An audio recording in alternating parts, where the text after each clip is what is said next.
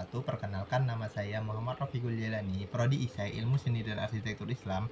Dalam kesempatan hari ini, dalam video ini, untuk memenuhi tugas teknik sipil yaitu SKB 3 dengan pembahasan yaitu fungsi struktur pada bangunan rendah hingga sedang. Untuk fungsi struktur sendiri yaitu memiliki beberapa fungsi utama yang saling berhubungan dan sangat penting untuk stabilitas dan keamanan bangunan.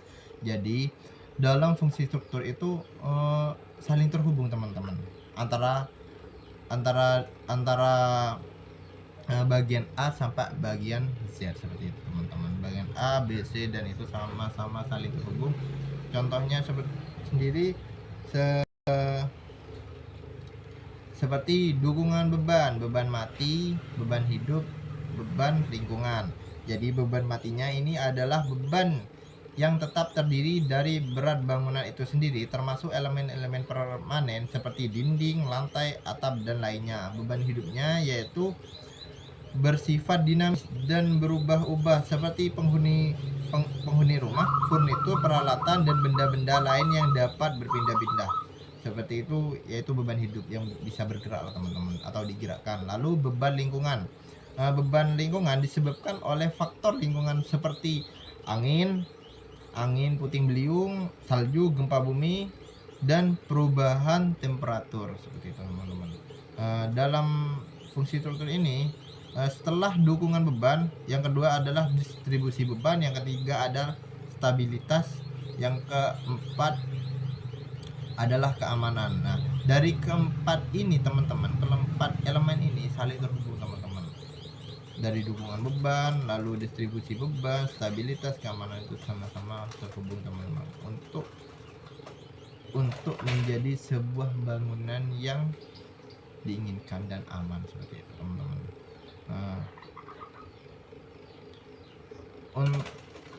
Bisa langsung saya jelaskan dalam peta imajinasinya, yang dimana itu adalah fungsi struktur bangunan seperti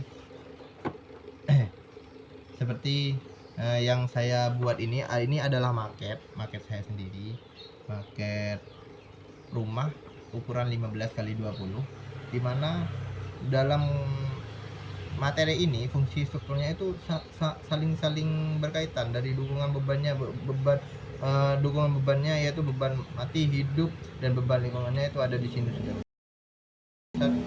dimana membuat lalu didistribusikan hingga stabilitasnya itu stabil teman-teman. Entah itu bebannya lalu distribusikannya dari beban di bangunan ini didistribusikan hingga untuk menjadi kestabilitasan yang keamanan. Kenapa harus keamanan? Karena dalam membuat seperti ini atau membuat struktur bangunan, kita harus menganalisa banyak teman-teman. Banyak banget yang harus kita analisa, seperti keadaan lingkungan, faktor alamnya, dan lain sebagainya seperti yang tadi saya jelaskan, dan pemilihan pada bahan bakunya atau bahan bangunnya sendiri itu teman-teman. Dengan memahami berbagai fungsi dan jenis struktur, material yang digunakan, serta prinsip, kita dapat merancang bangunan yang aman teman-teman, bangunan yang stabil teman-teman, dan bangunan yang efisien untuk bangunan rendah hingga sedang. Ini membantu untuk memvisualisasikan hubungan antara berbagai elemen ini teman-teman, memudahkan proses perancangan dan desain struktur bangunan. Jadi ya, kita harus banyak-banyak analisa sebelum kita harus bertindak untuk membuat struktur pada bangunan.